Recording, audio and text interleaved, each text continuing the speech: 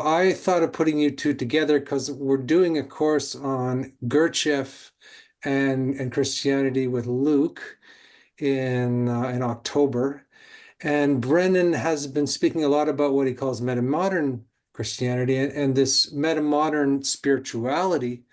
That's kind of your thing, right? Metamodern spirituality is very safe, it seems, because everybody wants to be spiritual these days. But when you move into metamodern Christianity, I think you're in some dangerous waters, Brendan, if you don't mind me saying so. And also, you're in dangerous waters when you try to put Gurdjieff and Christianity together, because many people want to separate those things from each other. So anyway, that's my introduction. Maybe you guys could just sort of introduce yourself, and your angle on this subject. We'll start with Brendan. Sure. Well, thanks for having me on this podcast. Love the guy. I love the work that you guys do at Parallax. So appreciate it very much.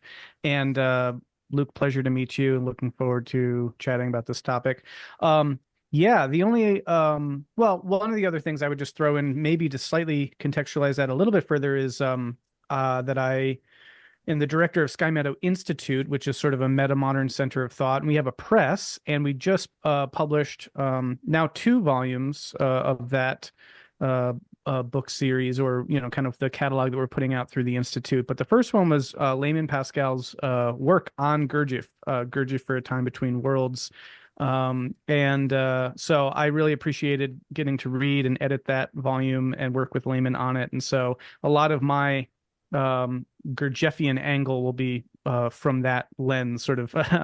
It's the reception of it's Pascal's Gurdjieff, and so I'm working with that in that sense. But anyway, yeah, in terms of my relationship to both metamodern and Christianity, metamodernism, Christianity, just really quickly, I mean, I grew up in a very religious household, very Christian house, got really into that, pursued that academically in my collegiate career, thought I'd go on to seminary and, learn Greek and Hebrew and Latin and whatnot to engage the ancient texts, and was planning for going really deeply into sort of a career in biblical scholarship.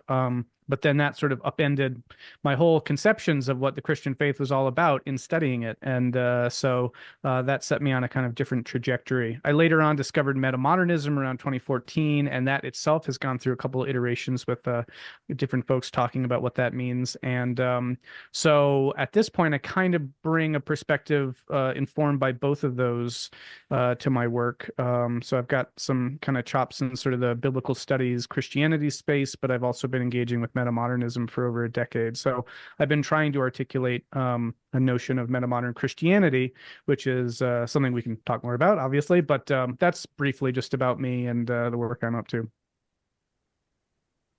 Great. Oh, great. Yes, and as for me, I certainly grew up in a Christian household when I was very young. Moved away from the Christian faith probably in my teenage years. Started to gravitate towards Gurdjieff. I immersed myself in the Gurdjieff work for 20 odd years. Still practicing, but in a very strange way, it was Gurdjieff who brought me back to the Christian faith, because he speaks so much about it. And what I found odd, but also interesting, that in the more of the mainstream sort of Gurdjieff work, that the Christian question is never really talked about. In fact, I think it's skipped over a great deal. And so when I started to revisit Gurdjieff and what he said in his writings and some of the practices, and also some of the material that has come out over the last probably 10 to 20 years, it really renewed something in me. So I delved back into Gurdjieff, delved back into the Bible and practices, and just found some very interesting things. And so over the course probably of the last year or so, yes, there seems to be quite an interest in the Christian question, particularly in social media circles. And I've also found that Gurdjieff seems to be put in a certain light, normally a very non-Christian light, normally a bit of a Silk Road mystic or something like that. And so I wanted to explore a course that really looks at Gurdjieff, looks at what he said in his own terms, and just trace it from there. And I found he said some very interesting things. So that's kind of where it was at for me. Great. It seems like something I've noticed of people, in Christian faith is many people have, when you grow up in a Christian context and then you lose that, people often come back to that, right? Or something like that, or come back to a different version of that than they had when it was just a given, right? In one of our courses with O.G. Rose, he talks a lot about givens, how we're in this society, we've lost all the givens, and we fall into this sort of postmodern world where there's no givens, and then we have to rediscover things from a different kind of perspective. So yeah, I'm wondering this return to Christianity, what that is, why it's happening now, and what's going on. And I also want to delve into why why it's metamodern, and because I kind of, there's something in me that rejects metamodernism. I'm just going to be frank about that. I have more. It feels like Gurdjieff wants to go to a very early Christianity before Christianity became corrupt. He doesn't want to reinvent it for the modern age. And that's just my feeling. And then but on the other hand, I think it has to communicate to people if they're going to be real Christians. Um, so does anybody want to comment on that, especially you, Graham, because Brendan, Sure. sorry, I called you Yeah, Graham. no worries. I keep calling you Graham. Yeah, there's a lot I could say about that. I mean, obviously the metamodern stuff is nonsense. It's kind of a scam. So I think people should just Yeah, kind of exactly. Yeah. should just appreciate that up front. But if you are going to engage it, gosh, there's so much that could be said about that. I mean, so first of all, I don't know if it's worth it to kind of take a minute, like literally just a minute, to say what metamodernism is. I kind of feel like most people watching this will already know, but I feel like that might just be helpful for so I'll just do that for less than 60 seconds, which is I interpret metamodernism, or the metamodern move, to be something like appreciating that we have gone through collectively multiple cultural codes, moving from pre-modernity into modernity and into some form of post-modernity, and trying to then see what is on the other side of post-modernity. So going through that, continuing that process, not doubling back, not looking to some ancient form to reclaim some kind of primordial truth or goodness there, but actually continuing the progress or the process forward. But to do that requires taking stock of the pre-modern, the modern, and the postmodern, and seeing, what's the grain, what's the dross, what do we want to carry forward, what can we integrate going forward, and what no longer serves us. So metamodernism is to my mind some kind of a project in that vein. Obviously there's a lot more that could be said about that, and I've myself spilled a lot of ink on metamodernism, so if you're interested on like a fuller account, I have a book called Metamodernism. It's this one here, Metamodernism, or the Cultural Logic of Cultural Logics, where I try to lay out my bigger conception of that. But basically, though, just as an orienting framework for that, we're talking about pre-modern, modern, postmodern, and how do these come together, where aspects of these come together in some kind of third or third thing, new thing, right? Where we have elements that are still retained from these, but we're not just sort of sort of throwing our whole hat into any one of them specifically. So is there a dynamic synthesis that comes from this, some kind of harmonization, something that opens up new vistas, new approaches to things? And I think this is essential because, again, to unpack a little bit my own story with this, is I grew up in a very traditionalist, pre-modern, way of approaching Christianity. I worked through modern historical critical approaches to the tradition and became acquainted very deeply with a lot of the argumentation around what is the Bible, where did it come from, when was it written, who wrote it, what is the history of the theological developments of the Christian movement over the past 2,000 years, that sort of a thing. And then also became deeply aware of that kind of, once the givens are away, what do? You're kind of following through that vertiginous sort of postmodern, what means what? Is it all relative? That sort of a thing. So I'm deeply aware with all those movements, and then I feel the need to find something on the other side of all that. And so just briefly, I would pose, and I may be maybe I'll be a little bit more of the contrarian of the three of us here in this sense, but like I'm deeply committed to the notion that that whatever how would I say that this is going to sound almost tautological, but the future of Christianity lies in the future, meaning the attempts to try to go back to try to take some, how would you say this, like to turn towards the past and find some primordial golden perfect nugget there that has been lost, and try to free it from the dross and take it forward in the future. I think all that's very misguided. I think that when you study these things in their entirety, you see that there isn't any kind of pure originary form. The very notion, right, that like Christianity, quote unquote, became corrupted is itself kind of a problematic notion, because like where is the pureness from which it fell, and these sorts of things. So all of these things are the things that get revealed by a critical analysis of the whole tradition. And so I would say it's like, okay, great. Let's integrate those insights. Let's see it in all of its ugly truth as it comes to us, but let's also appreciate all of the profound insights. And then what can we do on the other side of all of that information download to formulate or articulate some kind of viable version of Christianity for 2024?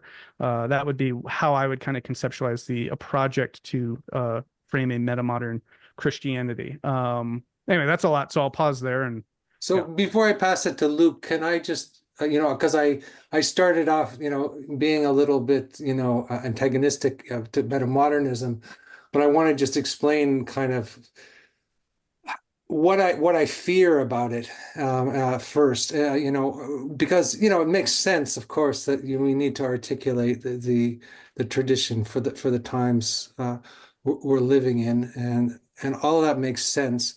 But I feel that there's something scientistic, there's something overly rationalistic, there's something controlling in the hyper-intellectual space that would like to, that these sort of things emerge. Christianity is always evolving, and every genuine tradition is always evolving to meet the times on some level. But if one took too much of a, let's say, contrived way of so maybe it's just that I'm afraid of the over rationalization of the project. That's probably where I'm coming from. But I'll pass it to Luke and see what he has to say here. Yes, no, very, very interesting. And Brennan, I hear where you're coming from. I think with Gurdjieff, he had quite an opposite view. He really felt, I mean, having grown up in the Orthodox faith, he very much felt that not only the Christian faith, but also all religions had become over time too corrupt. And so where does one start from? And while there might be some useful things, he sort of felt, well, maybe we need to start with a clean slate, or at least maybe look at what a clean slate might look like. Not so much to go back into the past to reclaim something, but to try to recover something essential that then could be a help for the future. So he seemed to have spent at least 20 years anyway in search through Asia, through the Middle East, through Europe. He traces back some of these streams, some of these brotherhoods who have kept something essential and alive, and some of those dates go quite far back, as far as we can tell through history, at least as far back as 3000 BCE, if not further. And there's some other streams that he talks about that go back to about 2,500 years BCE and 1,200 years BCE. So he he wanted to find what was this essential original stream. Not so much for the theory, but his focus seemed to be around, well, if we're striving to be a Christian or a Buddhist or whatever, that the essential notion around here is the ableness to be a Christian. So his kind of definition of a Christian is someone who can follow the precepts of Christ, not only with their mind, but with their essence. If someone slaps you in the face, how do you respond? So it's not so much around the theory or around how things evolve per se, but it's around this very much a practical way to transform one's being to follow the precepts of Christ, which is very, very difficult. Christ sets a very, very high bar. And certainly I hesitate to call myself a Christian because I don't meet that bar in any way, shape or form. So he was very much about, okay, we seem to have lost something over the course of the couple of thousand years. Yes, there's been a lot of work done around it. Things have evolved, things have needed to adapt. But at the end of the day, where are the Christians? Where are the ones who are able to be Christian? And what does that mean to be Christian? And so, in a sense, that's what his work followed. And of course, it kind of culminated in his, what is now called the fourth way. But it's this way in life. It's this way of how to transform oneself to be able to follow the precepts of Christ. And it's about as essential as that. So even though he didn't reject everything that was has come about over the last couple of thousand years, what he did find and what he claimed was, because things have been moved off the original course so much, is there a way, a very practical way, to start to steer things in a more practical, essential, beingness type of way that people are able to follow the precepts of Christ, but also to be able to adapt and evolve for the future, considering the future is always changing. And he said this quite clearly, that he brought his work for the future, though it relies very much on its origins in a deep past. Though he spent a great deal of effort trying to cover his tracks and not say too much around where the past was, because he really didn't want to have a whole bunch of tourists trying to traipse over, all of the ground that's, happened over the last 2,000 to 3,000 to 4,000 years. So he treads this tightrope of needing to pull back from the very deep past to help the very distant future. So that's thank you. That's a good framing to be able to, I don't know, reply to or pose some questions to. And just briefly, I'll also give a little more context for myself as well. Part of my education around committing myself to biblical studies was a classics degree, which was classical civilizations, and that focused on basically ancient civilizations. So going all the way back to, the Fertile Crescent, the dawn of, the Mesopotamian civilizations, and took some great classes on that. And, it's fascinating stuff. Pretty much the only, well, no, I was going to say we didn't deal as much with Egyptology stuff because that's oddly bracketed off in its own sort of form. So I'm a little less familiar with that stuff. But in terms of ancient Near Eastern civilizations, all the way up into, Greco-Roman, the classical world, antiquity, all that, that's kind of my background. So a lot of that for me has led me to be very skeptical whenever there's any move to suggest that there are these ancient traditions that someone has made contact with and is carrying forward, and they're secret, right? And so I'll put it this way, and again, I'm not sure how much of this is reading Gurdjieff through the lens of layman Pascal, but that covering of his tracks bit that you mentioned, I am inclined to interpret as Gurdjieff was a wily fellow, right? And he was telling stories, and he had certain kinds of interests that he was trying to pursue. And there's a kind of skillful means approach to that. which means that sometimes we need really good stories to be able to instantiate certain kinds of transformations. I'm inclined to read Gurdjieff in such a way that it actually either isn't the case that he actually was making contact with ancient traditions, or that there's a kind of playfulness in that kind of suggestion, that he's not even trying to, he's being intentionally cagey about this. It's a kind of performance that he's doing this. And I would suggest that any version of Gurdjieff that took that idea of his literally would face extreme historical problems.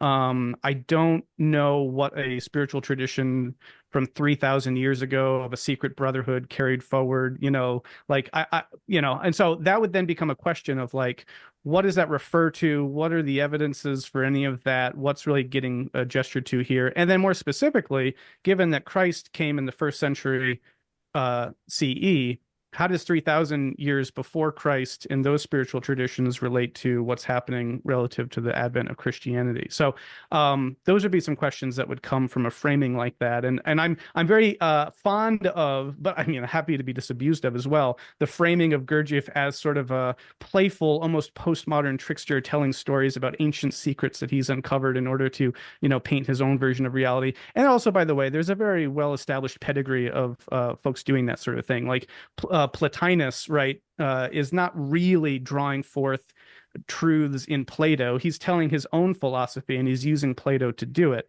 And so if Gurdjieff wants to tell his philosophy using others in the same way that Layman Pascal wants to tell his philosophy using Gurdjieff, then like all that's great. And we can kind of, as long as we're conscious and aware of that, then it's like really wonderful. But if we think that this is a literal thing that's somehow been reclaimed from thousands of years ago, then I want to put my scholar hat on, my historian hat, and be like, okay, well, now you're making a different sort of claim. So what's the evidence and that sort of thing? So that would be how I'd reply to some of that. Yeah, I guess what you're talking about is the tension between, factual knowledge and mythopoetics, right? And with Gurdjieff, it's really difficult to know where he is in that, because what some of the things he are saying might actually be true. He did actually go to Tibet, and he did meet Sufis, and he did travel along the Silk Road, and so what is true and what is mythopoetic, and what is the import of why he was trying to say what he was trying to say. Mm.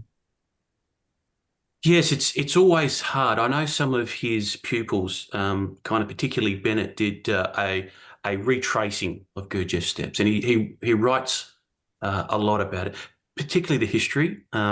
Made contact with a number of the brotherhoods around Asia, trying to retrace what Gurdjieff had said. And yes, one needs to take with a little bit of a grain of salt the claims that he did make. But he does keep pointing back to the ancient past. He does keep saying that there is like some kind of arc.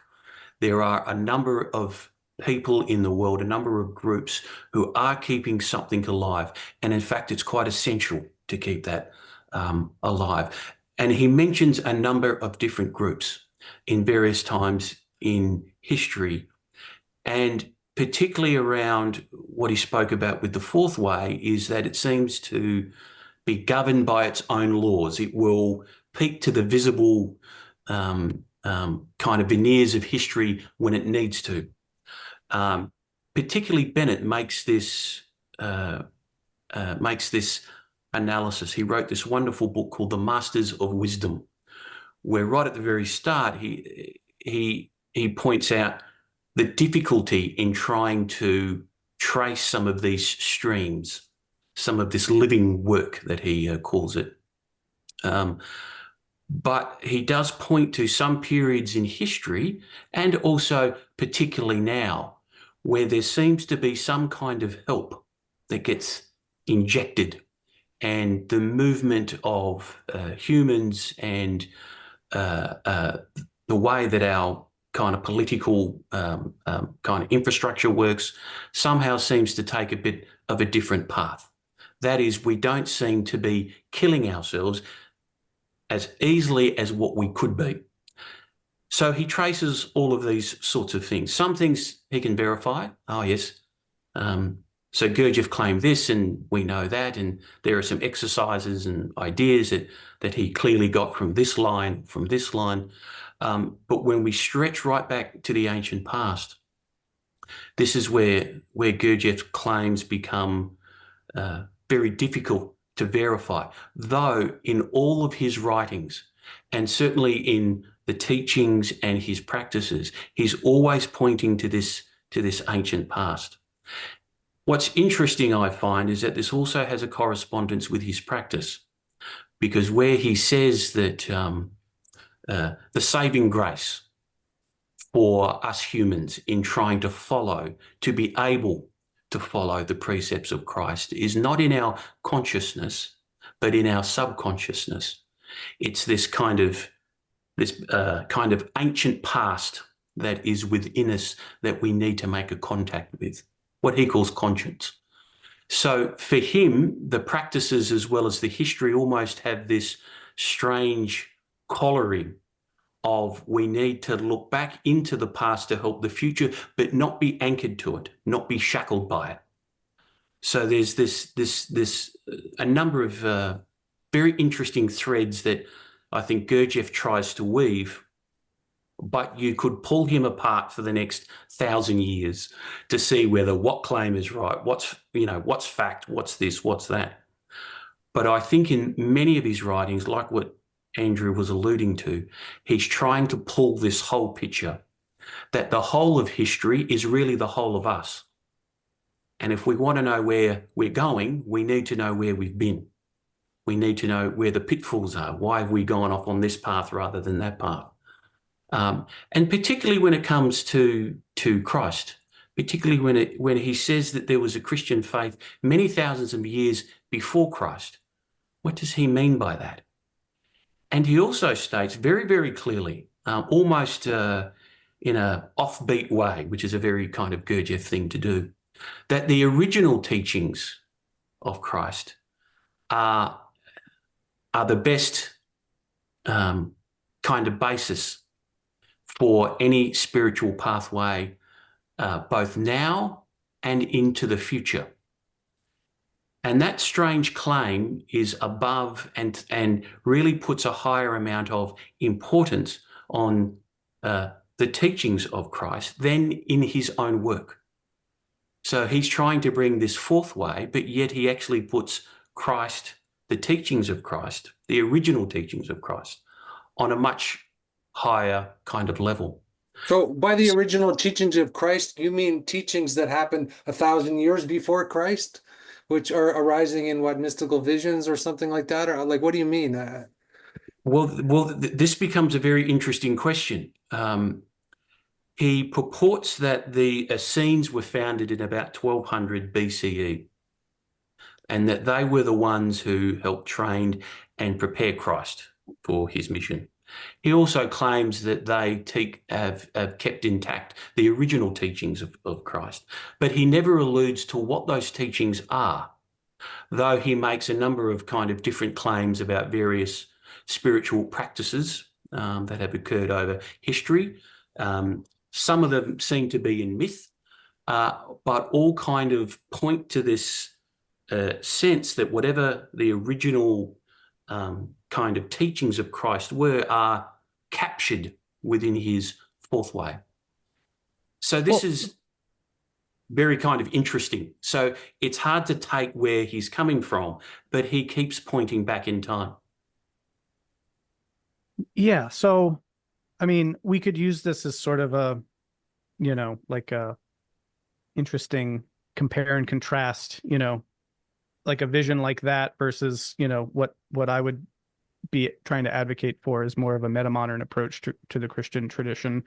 And maybe a way at that, though, to try to find initially some synthesis to engage that would be John Bhencke talks about the language of training versus explaining, right? So, to train an athlete to run faster, you have to do some imaginal work, and you'll say, hey, now again, at this point, once you reach this level, now you're flying, and just picture yourself flying, and so on and so on, right?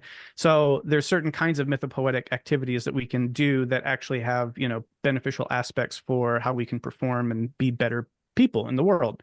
And so there's a training element to that kind of language that is actually divorced from explanatory language, which is the propositional, evidence-based. How do we actually account for what's happening, right? If you want to account for how a person goes faster, you're not going to look to, wings showing up and whatever. You're going to look for, examining their muscles and maybe some kind of new expenditure of energy or whatever, right? So training versus explaining. And I think if we can hold that distinction consciously, we can avoid the pitfalls of a lot of what traditionally spiritual and religious traditions have fallen prey to.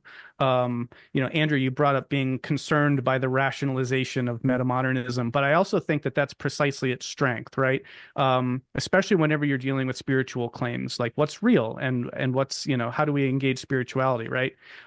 Because then you're actually in the realm of making reasoned arguments, using evidence, trying to support your claims and justify them, and drawing upon, all the resources that you can, potentially use to do that.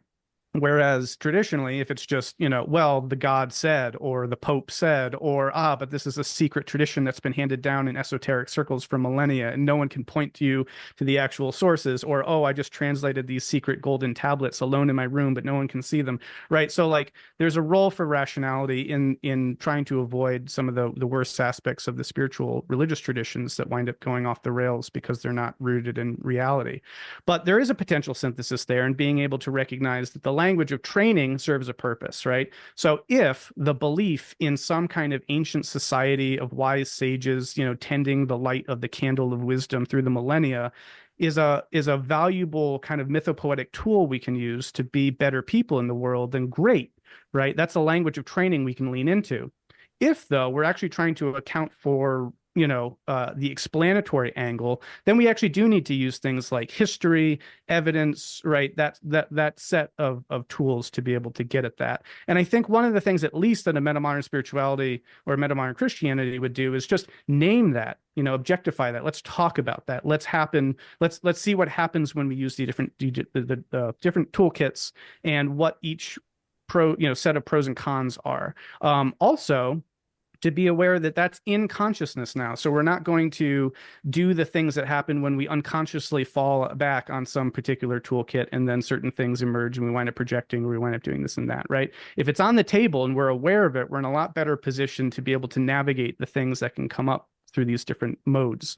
And so that would be just something that I would really be trying to foreground, is like, great, if we're going to talk in these terms, can we do so by framing it as a language of training, and then set aside a different language for explaining that acknowledges that there's actually a profound discontinuity between these, that, like the language of explaining doesn't actually... Can I make a nuance here? Just slightly? I wouldn't say training, I would say practice, because in a way it's true that it's training, but practice is deeper, because practice is still, there's still something real about practice, even though it's not the ultimate truth. So it seems to me that what Gurdjieff gives you is a bunch of practices, right? And the ultimate thing is practice. The ultimate thing is not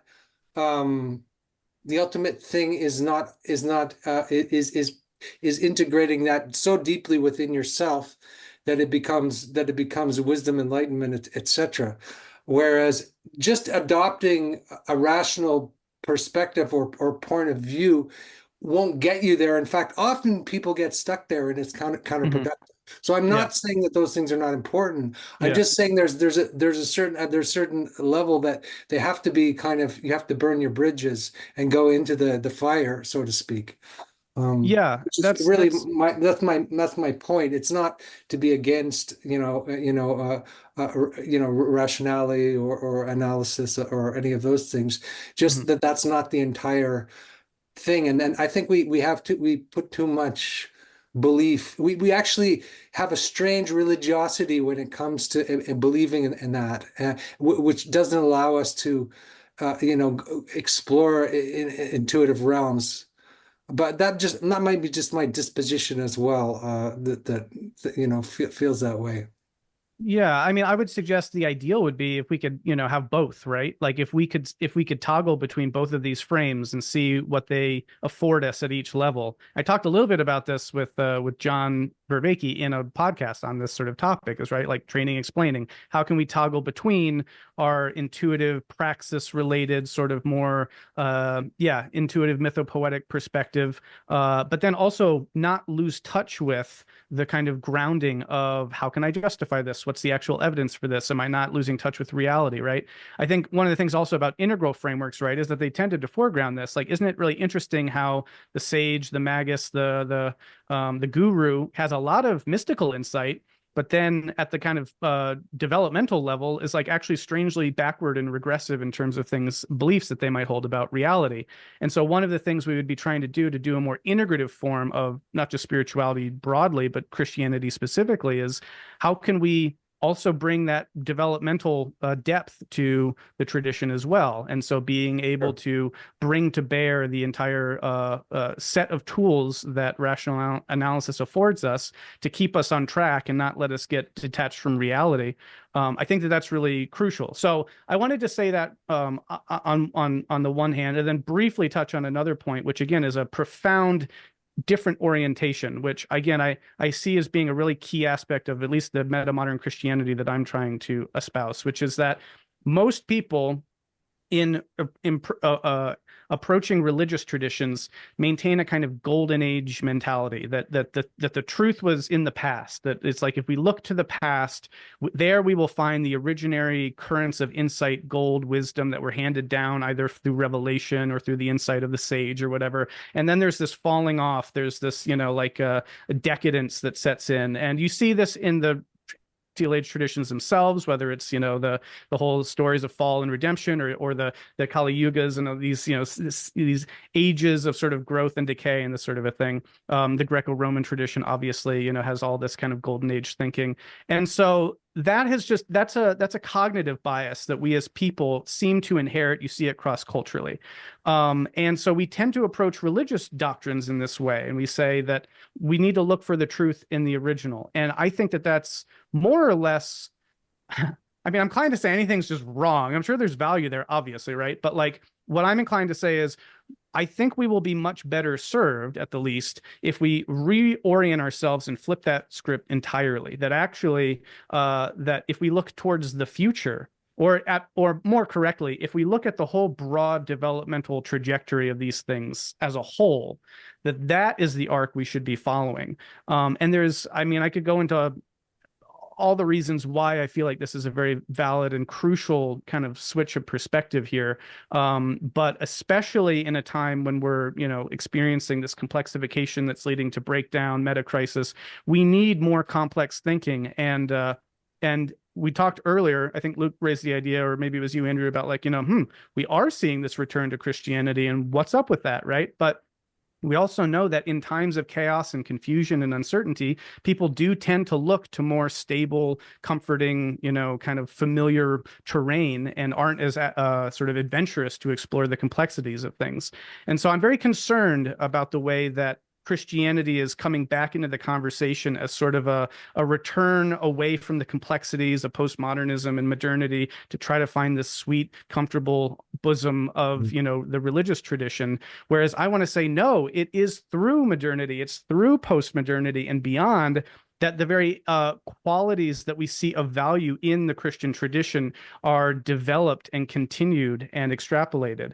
And so I just think it's a profound misdirection to look towards the past to find what we need to be orienting ourselves towards in the future. So that's another aspect I wanted to bring in. That's great. I just have a question for both of you though, because all of that is clear, fair enough. But what does it mean to be an actual Christian? Like you haven't like signed on the dotted, thing saying I'm a Christian. You're studying it, sort of like I'm going to study it. It's important, but I won't identify as a Christian. That's what I'm hearing from you, and from Luke. You mentioned also, Luke said that I wouldn't want to call myself a Christian because that's such an exalted thing that and Gurdjieff said the same thing. We how dare you call yourself a Christian, how dare we call ourselves Christians, right? Because we're not living up to this ultimate ideal. So this is again, so my question is like, why are you not fully embracing the thing? You know, you want to study it, you want to look at it from the outside, you want to develop all these theories about it, but why aren't you taking it on completely? And then Luke, what do you mean that you know, are you a Christian or aren't you a Christian? So I hope these questions are too, you know, Which order do you want to go on? Because obnoxious. Well, let's start with Luke because yeah. you were speaking before. Yeah. Yes, and yes, I'll talk about that. I am very much interested in what you said, Brendan, about this kind of movement away from the past, which I'd like to explore a little further on why you think that's misguided, this, you know, kind of future orientation. Sure. But for me, in terms of being a Christian, I'm baptized. I took the literal plunge, and from word go, when one commits oneself, because it's easy to stay on the fence. I had this with the Gurdjieff work. I wanted to commit to that. When I eventually came to that point of I wanted to commit myself to Christ, I think I went under or underwent a very deep struggle for about 3 years. It literally brought me to boiling point because there's a lot of stuff you need to work through and let go. Because to really allow yourself to give yourself up to something, whether it's marriage, you know, whether it's being a father with children, but to really let go of something, I found incredibly, incredibly difficult. It was also incredibly humbling because each and every day with that sense of, I wish to be a Christian, but I fail each and every day. I just can't do what Christ does. And being a Christian literally means little Christ. Can I emulate, you know, Christ? Can I do what he did? Can I follow the precepts that he says? And I can't. And in a way, the Gurdjieff work helped prepare me for that because Gurdjieff talks a lot about sleep, our mechanicalness, our habits, and we need to see how kind of mechanical that we are, that we're not really conscious most of the time. We think we are. We think we are. We don't feel most of the time, but we would want to. We're not in the body. It's not part of our being. Our opinions might be one thing, but our actions are another. And so for me, coming to Christ was almost like a culmination of all of those hypocrisies inside of myself and making a commitment to try to work with it, but also to try to follow an example that might help me with that, which for me is Christ. So hence why that's why I say I call myself a Christian, because that's what you do after you've been baptized and other bits and pieces. But I don't feel like one. It's a struggle each and every day. The ideal is there, but I fall short always. And for me, particularly with a very healthy ego like I have, that is quite essential for me. I need to see my lack. That's me in a nutshell. So yeah, I can reply to my form of the question, which is, I think people won't get me. They won't get what I'm trying to do if they don't appreciate that I was a very committed Christian for my early, I'd say 20 years. So much so that I devoted myself to a path of becoming a scholar of the faith. I literally thought there's nothing more important than this. Therefore, I should devote my life to it, and I should spend all of my time getting deeper into relationship with this. And so, yeah, that informed my whole life trajectory for the first 2 decades of my life. And it was through my commitment to the faith and the passion that drove me to study it that I could no longer maintain the earlier form of Christianity that had brought me to that point. It led me to necessarily deconstruct the very originary motivations for being in that position. And again, that was a very hard thing to do. This happened for me end of my junior year of college. This was my life trajectory. I'd studied what I'd studied to be a professor of Christian history. And here I was, and I could no longer affirm this. Not only that, I was engaged to a Christian woman.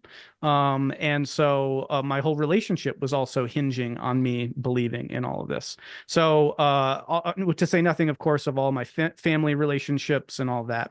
So this was not just an easy, I'm on the fence, I guess I'll quit this thing. It was a total rupture in my sense of identity and sense of commitment that I could no longer affirm what I felt I needed to be able to affirm to call myself a Christian. And also, by the way, I mean, I actively sought out baptism at 15 years old, as sort of a, that sort of a thing, right? So, I wrote a metamodern epistle in the style of Paul. Paul writes in one of his epistles, I think it's to the Rome. Oh no, it would have been. He's writing to folks trying to say, look, am I not a Jew? Do I not know all the laws of the Torah and of the whole Jewish code? Like I'm so Jewish, right? He's basically saying, and I do this kind of version of myself, like, look, am I not a Christian? I know these things back and forth. I had the Bible verses memorized. I just want to, but the point is, it's through those things that you can deconstruct and then come out another side of the thing. I mean, Paul did that with his own Christianity through Judaism. I feel like I've done a version of that through Christianity to metamodern Christianity of some kind. So I just wanted to frame it that way so people kind of get a sense of where I'm coming from. And then the reason why today I don't necessarily identify as a Christian is because I do not yet see a Christian church in which I could partake and find an identity and a community in. The things that I'm saying that could be a form of Christianity are still greeted with a lot of skepticism and confusion. I think that will change, and I do see a future in which I could say, hey, if we're all cool with this, then yeah, count me a Christian, and here we go. But right now, this is a very nascent form of being able to integrate a lot of these things that for most Christians force them to deconstruct. And so I'm trying to advocate a Christianity after deconstruction. The other thing I'll say about that is that when you study religion, it's not just and when I was doing this too, I was still a very committed Christian. So I'm studying religion anthropologically, and I'm also, still a committed Christian. But it's very clear that what a religion is up for continual renegotiation, debate, and discussion, right? That there is no essentialist notion of like, this is what it means to be a Christian. And this is also one of the hardest things that I encounter when I try to talk about metamodern Christianity, is that some people just don't know that. They think, oh, to be a Christian, I have to affirm X, Y, and Z propositional claims, say the creed, do X, Y, and Z. It's like, okay, well, go talk to, Eastern Orthodox, go talk to the Catholics, go talk to the Protestants. And by the Protestants, I mean the 1,001 different denominations, right? Then the Mormons, what are they? So what it means to be a Christian is when you study it, something that falls apart. And so what I'm advocating it for is that if that's true, and when we can deconstruct the very category of Christian, then let's also reconstruct it to along more true, viable, sustainable, and just more genuinely, I don't know what the next adjective would be, valuable ends, right? Let's reconceive of Christianity that's not just in terms of saying, oh, well, do I affirm, this penal substitutionary atonement theology? And then it's like, well, who says that's, what defines Christianity, right? And then it's like, who defines what goes in the canon? Anyway, so my point is that the study is not just a sort of external, objective, uncommitted, on the fence kind of thing. It's actually essential to deepen your understanding of your relationship to a tradition, because the tradition itself shifts in your understanding when you study it. And then you're like, wait, what am I even a part of? What is this? What am I doing? These are all essential questions, I think. And if we just, again, go with the givens, we're not going to see any of that. And it might be a lot easier for us to be Christians, but I don't think the spiritual life is about what's easy either. And I think Gurdjieff would also appreciate that. Yeah. Just a couple of thoughts. I wonder if that kind of loss of Christianity and rebirth of Christianity is built into Christianity, because almost like Christ doubting, on the cross, and then the whole business of resurrection, so that it's very much built into the structure of Christianity. Yeah, and I also wonder if somehow we've thought that believing in something, Mm, beliefs is what it's all about, mhm. rather than axioms which you work with. And I think that in Buddhist tradition, they're often thought of as axioms rather than beliefs. And that's very helpful. And a lot of Christianity has been corrupted by becoming so dogmatic, rather than looking at these things as evolving axioms, things to modes of contemplation. Does that make sense, Luke? Yes, no, it's interesting hearing you both. I think over time for me, my own faith has gotten very simple. It's just, can I have a relationship with Christ? That's all. All the rest of it, all the, the ritual, all the dogma, all of the, this is what you do and this is what you don't do. And, I find is less important. And I agree. Some of those things can be helpful at certain points in time, and then they need to be dropped, and other things need to be used as tools that we can kind of pick up. But for me, there's this real um, an urgency, a deep yearning in what is this relationship? What is this relationship that I have with Christ? And I find that when we talk about the whole Christian faith, it's not so much this relationship, it's all the other stuff.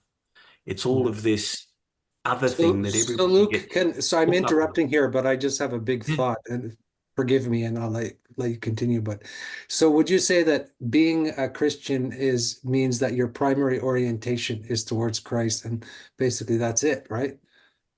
That's what it Always. means to be a And Christian, right? yeah, and for me anyway, there's this question of what helps that relationship. How do I take up my own cross like he did? For me, he is the example. So what is my cross to bear? What is my cross to bear? Can I turn the other cheek? All of these sayings, but how do I embody that?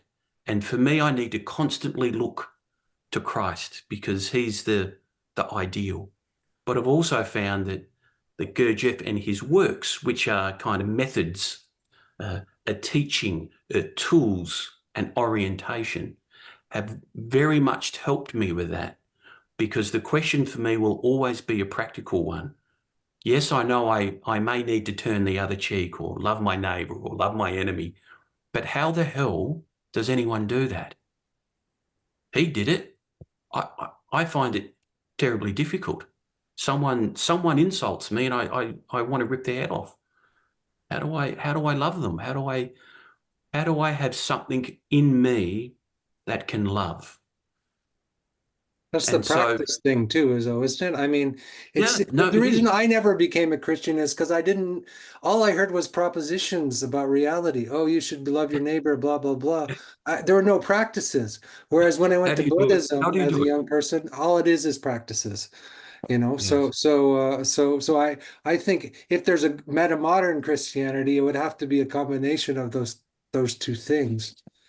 Well, yeah, so if I could speak to that briefly. One is that again, one of the things that comes out of the study of religion is the study of religion. So again, this is kind of meta modern, but one of the things about the study of religion is that once you study that, you realize, wow, where were these people coming from when they came up with these categories and ideas, right? And when you do that, you realize, hey, these were all a bunch of white Protestant dudes, in the latter 19th century coming up with their ideas about religion. And then it's like, well, okay, what was their template they were drawing from? Well, it was their Protestantism. And what was really important about their Protestantism? Well, the beliefs.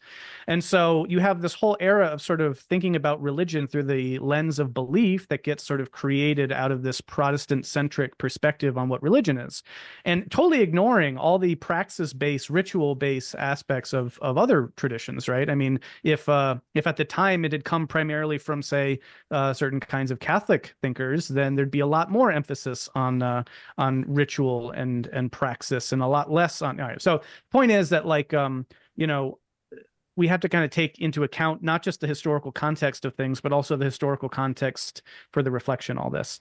That maybe that's hopefully that's people see the insight that's related to that, which is just that if we want to do better than what that does, we have to appreciate a more expansive vision of what we mean by spirituality and religion. And yeah, we need to just decenter this particular form of kind of weird, well, let's just, I don't want to say weird, I don't want to be normative about it, but a particular form of Protestantism from all the other scope of what human religiosity is about. So there's that point. The other thing I wanted to say, though, is that it's, I might argue, and I don't, I want to be careful about this because I also deeply respect the kind of religious simplicity, the pureness that comes with just not doubling down, but kind of just focusing on the essentials, so to speak, right? And Luke, you talk about, it's just about the relationship with Christ. But again, I feel like we're back to the given. It's like, well, what is a Christ? You know what I mean? Like we gotta, like, that doesn't just come to you. Like that's a sort of like, what's a Christ? And then you've got to be like, well, what does this mean? Well, Christos means the anointed. Well, what is an anointed? Like, and then you've got to get into like, you know, messianic prophecy that goes all the way. So it's like, I don't think that there's a way that we can just extract some kind of pure essence of our religious faith in a way that doesn't have to treat with the whole bigger set of questions around the history, where things come from and where they're, you know, and then ultimately where they're going from, right? And I think that's a genuine insight of postmodernism. It's like, hey, social context matters, and the social construction of knowledge matters. And if we want to just say, you know, be like, look, I'm not doing science. I'm just affirming a particular heliocentric vision of the cosmos, right? Or I'm just affirming that F equals MA, right? It's like, well, wait a second. That's already implying this huge framework, a system of knowledge that like needs to also be examined if we're going to actually get closer to what this thing is. And I think that a metamodern Christianity wants to know, what is the Christ of the Christianity? If we're going to get closer to that, if it is about this relationship with Christ, well, let's what does that mean? What is the Christ? Who is the Christ? What have people said about the Christ? How do we know? How do we adjudicate between all the different things that people have said? What are the different practices that could be done to relate me to this Christ? How might they differ? How might they lead to radically different experiences of this Christ, right? If we don't ask those questions, we're being, I would say, unreflective on the sorts of issues that a very genuine, sincere, important form of religiosity demands of us. And so I do very much get the need to try to, yeah, not just get all heady, intellectual, concept-based, propositional, and get down into the participatory meat of it. But I just also see that a little bit at some levels as a false dichotomy, that any practice we're going to commit ourselves to has to be based on the sense that we feel this is a justified set of practices to commit ourselves to. And that's going to be set in a social context, and it's going to have all this background, information coming with it. And I think if we just blind ourselves to that, we're going to end up with this false notion that this is some pure given, when in fact it's something that demands to be interrogated. And when we interrogate it, when we deconstruct it, we might actually find that itself is a deepening into spirituality and a deepening into the relationship with Christ even. So that would be my two It's cents. interesting. John Bhencke was saying, because he grew up in a very fundamentalist Christian family, and then he lost that, and then he became a very science-oriented philosopher type. And now he says that his relationship to Christ is imaginal. It's he calls it imaginal. And I'm wondering about that. I'm thinking, in other words, he's not. It seems. I'm wondering if you're that deeply immersed in a Christian context, is there any way of getting out of it? Is there any way of escape? Is there any escape from that? The power of that, Christianity inside of yourself. I'm just wondering that. I did it. Well, I mean, I don't know if you and John really did it, because you're still orienting your thoughts around Christianity so much.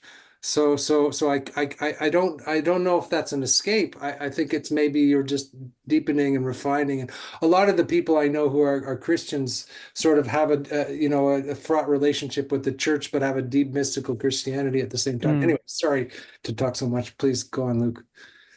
No, I just wanted to just circle back to the question that I had of Brendan a little bit earlier.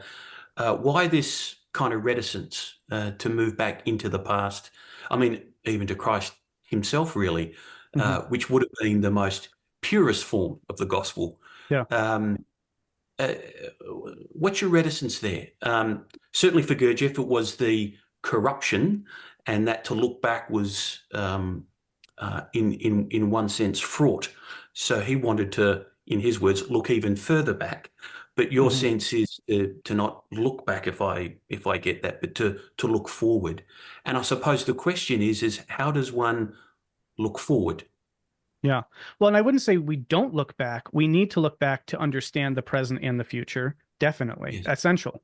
I just think that we shouldn't look back to find the ultimate absolute answer in some pre-given form that we can just adopt in the present and think it'll work.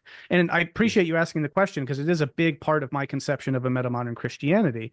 And ultimately, the simple answer is because I think that the arc of Christianity is a developmental arc. It's something that is a part of the learning process of culture more broadly, and that we would be diminishing the very arc of that progression if we imagined that it began perfect. And right, when you try to think about diachronic changes through time, right, you have a couple of options. You could say things change and there's no better, worse, or you could say things change and they're getting worse, or you could say they're changing and they're generally getting better. And without trying to spell out all the details of what we might mean by worse and better for the time being, like, let's just take those as a couple of options, right? So the postmodernists say things just change. There is no better. There is no worse. It's just, they're just different, right? The modernists were like, no, things do change and they get better. But that was a very simplistic progress narrative. The pre-moderns were saying things do change and they get worse. And that's that golden age thinking. So that's why we need to go to the past to find the truth. I'm advocating for a kind of reconceptualized notion that there's something like some improvement, learning, increase of knowledge, increase in something that occurs over time. And so if we're going to wind that tape back, then you get less of that as you go back. And this is just implicit in the logic of evolution and in a complexifying universe. So as we go back in time, we're going to find less and less complex forms of things compared to what we find today.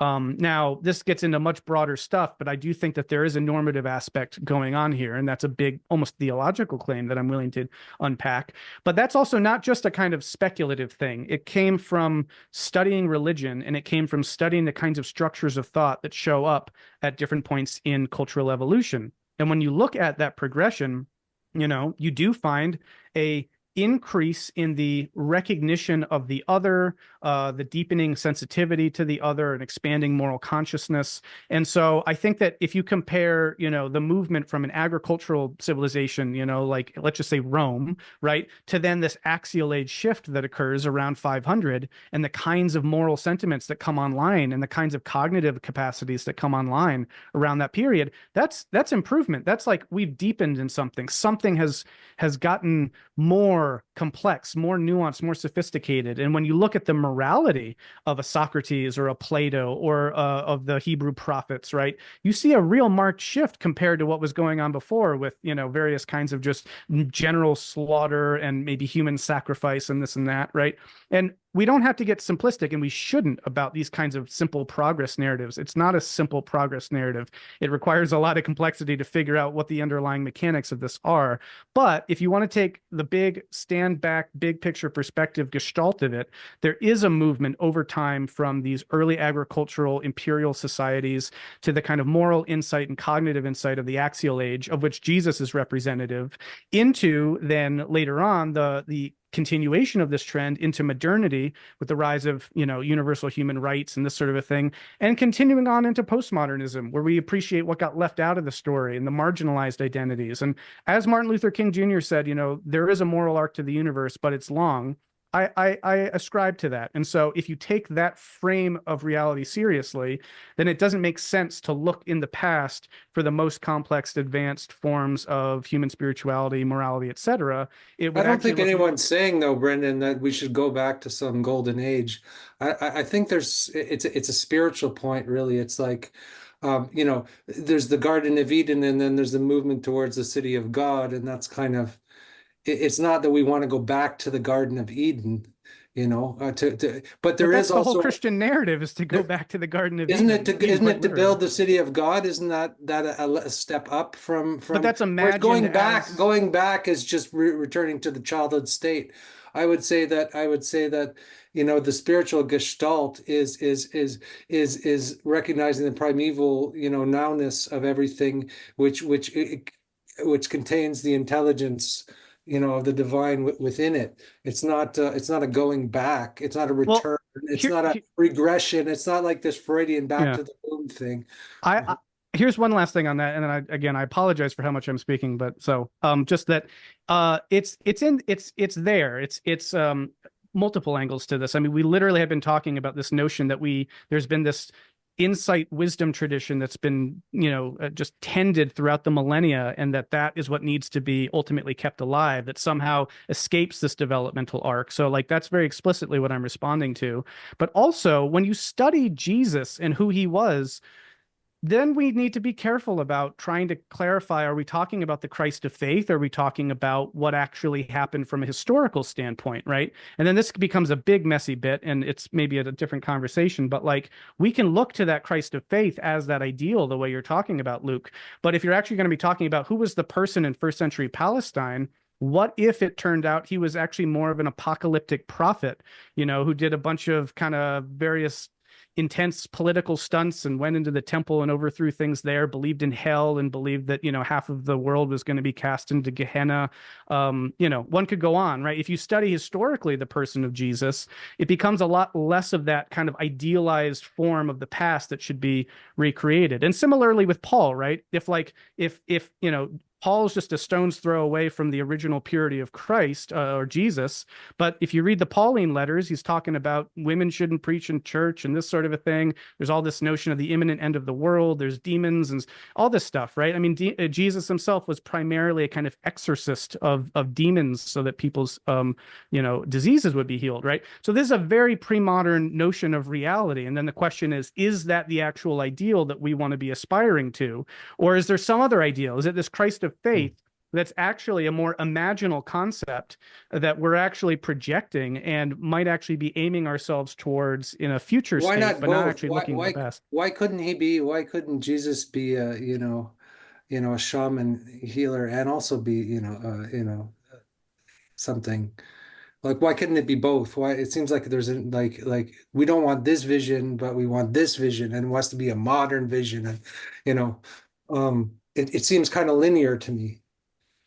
I just mean, like, if Jesus was the ultimate, if he was the Son of God imbued with all knowledge and everything, couldn't he have had a better sense of how, disease works? And might he have said, hey, actually, you don't have a demon inside of you. I actually have, you Oh, have I a, believe in demons. This is where I think I disagree with the metamodernists.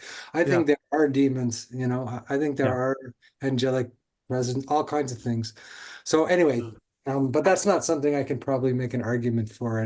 Real briefly, you could also say, wouldn't Jesus have known that the end of the world wasn't going to happen in the next, say, 10 years? But he seems to have believed that it would. And that seemed to have informed a lot of his ethical commands, essentially, of like, hey, it's much better to just, go out on a good note with God at the end of the world than hit that guy back when he hits you on the cheek, right? And that reframes a lot of the moral teachings of Jesus, I think, in an important way when we situate it in its apocalyptic context. So again, these are hard things. I'm not saying they're not. I rip my hair out over this stuff, right? But I think if we're going to actually try to integrate the insights of modernity around where these materials come from, what is a Christ, and all these things, we have to grapple with that, and then we've got to find something that we can actually live with as a genuine Christianity on the other side. So that's my Okay, well, let's hear from Luke a bit. How are you responding? I'm quite interested, in the book of Revelation, a new heaven and a new earth. Is there a sense from you, Brendan, of where this ends up? Well, yeah. I mean, I have a very strong teleological notion to all of this. And so when I talk about Christ, I see Christ as the telos of existence, right? Or that would be one way of imaginally talking about it. If the universe is on, so far, a 14 billion year trajectory of complexification that's led from matter to life to mind to culture, and at the culture level has led through a moral arc of deepening sensitivity and moral concern, and that Christ was a crucial part of that story, but that actually that deepening sense of moral concern has even deepened further since Christ in ways that I think historically, if you were to plot Christ from the first century to today, he'd be like, well, wait a second, what's all this stuff with, with women doing this and different religions being okay? This is, these people are going to be the goats going to Gehenna, right? So I feel like there's an appreciation that needs to be made of separating this historical moment from the ideal of the telos. But I want to advocate that the arc of Christianity is the revealed history, or it's the sacred history, right? That it's the whole arc of human culture and civilization over the past, hundreds of thousands of years, ultimately, that is leading us to be better, or at least is providing the context in which that's a possibility. Obviously, when we look around us, we're not seeing, oh, everyone's now becoming more Christ-like. And again, we can get into why that's the case. But I do think that the ideals of Christianity, I mean, look at modernity, look at what happens. They get deposited into the immanent world. The very liberations that occur and the ending of slavery and the increase of human rights and all these sorts of things, I think are direct responses or direct consequences of products of the Christian legacy. And so people like Tom Holland, I think, are right to emphasize this fact that we are part of this tradition of these deepening moral sensitivities and spiritual insight. But we shouldn't be looking for that in first century Palestine from one person who had some direct access to the man upstairs. We should be looking at the whole arc of human cultural evolution and seeing that we are also engaged in a complexification process, and that the whole thing is a process that seems to have, I would call it, a divine nature to it. So yeah, I'm profoundly teleological and even eschatological in that sense, just a very different way. Last thing I'll say real brief, because I'm talking so much and I'm sorry, is just that we can read the Christian story in those terms. I think it'd be a mistake to think that that's what it's actually getting at, but I think we can use the symbols and the infrastructure and the praxis to orient ourselves to that version of the Christian story versus others. All right, I'll stop now. I'm so sorry. Please. Well, I think the nature of a good story, like a good story or a true story, is it doesn't have any kind of, there's no end to it, right? There's no end to what it reveals. Like it just keeps revealing more and more and more and more. It doesn't, there's not like, okay, this is what it means. And it means that history moves in this direction. Otherwise, you would have nothing to talk about that it would, So there's inexhaustibility to these kind of stories, and infinite directions that you could probably take with them, I would say. But I want to force the ever contemplative Luke to speak more here. No, this is a very interesting conversation. I've reflected a great deal on what Gurdjieff had said in the last kind of pages of Beelzebub's Tales, his magnum opus. That he said the sole means now for saving us is to implant some kind of organ in us. And if there was another organ that was implanted into us in our deep past, Wunderbuffer, that had all of these strange consequences for us. But he said, and as I said, I found this quite stark, that the sole means to save us now is to implant another organ where we are constantly cognizant of our own death and the death of everyone else that we either see or where our attention rests. And I find that interesting because there seems to be, for me anyway, and I haven't been able to articulate this to myself even, but this outpouring of the Holy Spirit from Pentecost that, goes out to all of the nations. There seems to me some point where that makes a contact with everyone and everything, all of these kind of products of Christ. And I'm just wondering whether this new organ is this organ that is more contained around the Holy Spirit, or some type of energy or something that ends up being imbibed in us from long ago that allows us to constantly be more cognizant of our own death, of our own mortality, and also the death of others.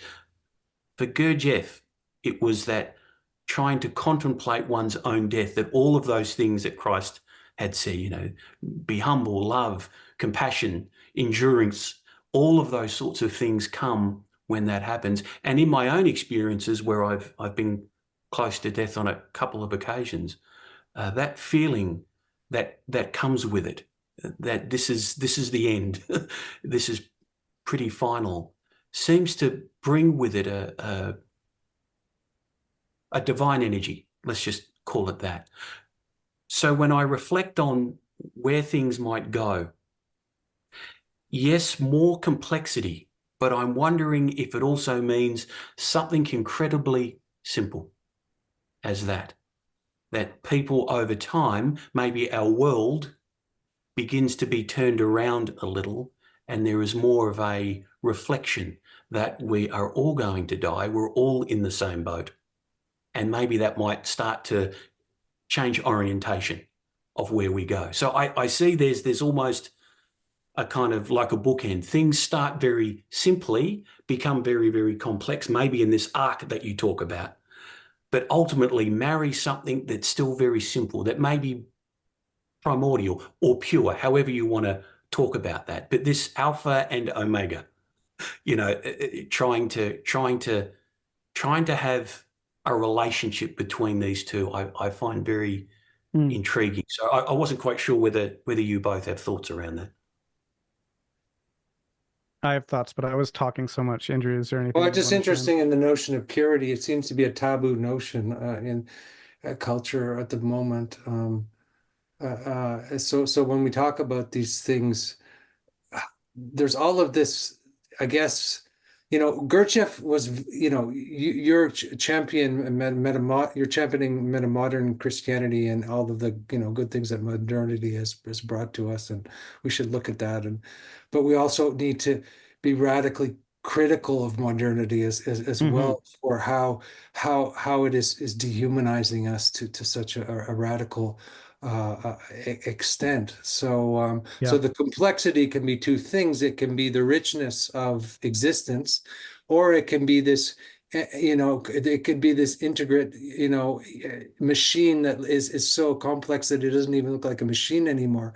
It's just entrapping us in multiple ways, in language and etc. So again, I was like, Gurdjieff was writing about man-machine. That was a central metaphor. Now it's like man-computer, or maybe there'll be a different metaphor now, man-internet, man trapped within all the phantoms of everything that is being projected into his mind at all times. So I like, there's something true about what you're saying, but what Gurdjieff's emphasis was really to brutalize the direction that modern man is going in, to look at that.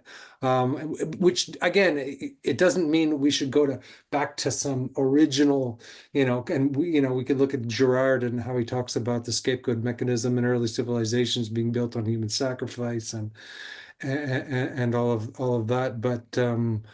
But we want to be, but I guess that's why I have a sort of, okay, are we celebrating this modernity, this progress? Haven't we made that mistake before? And didn't that just lead to concentration camps and gulags and everything else?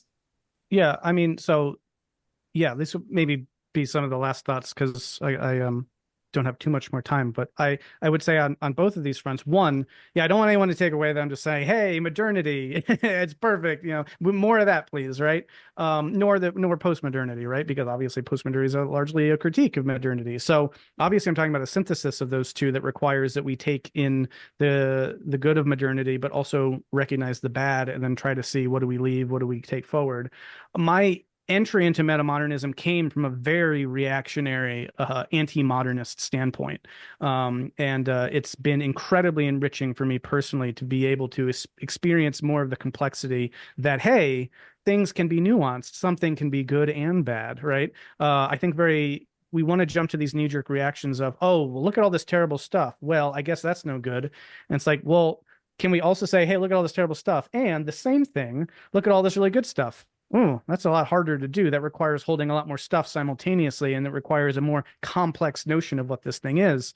But that's what we need to do, and we need to appreciate more of the nuances of all this. So for me, though, yeah, that rationality, that insight, the evidence-based thinking, all that stuff, I think those are all pretty good things, right? But, yeah, the mass alienation and the industrialization leading to, pollution and unsustainability and ... No. So can we have one without the other? These are the questions we need to be asking.